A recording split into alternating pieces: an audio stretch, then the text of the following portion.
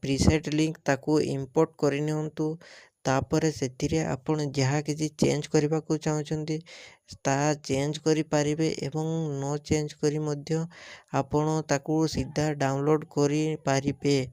ଯଦି ଭିଡ଼ିଓଟି ଭଲ ଲାଗିଥାଏ ଚ୍ୟାନେଲଟିକୁ ସବସ୍କ୍ରାଇବ୍ ଆଣ୍ଡ ଭିଡ଼ିଓଟିକୁ ଲାଇକ୍ କରିନିଅନ୍ତୁ।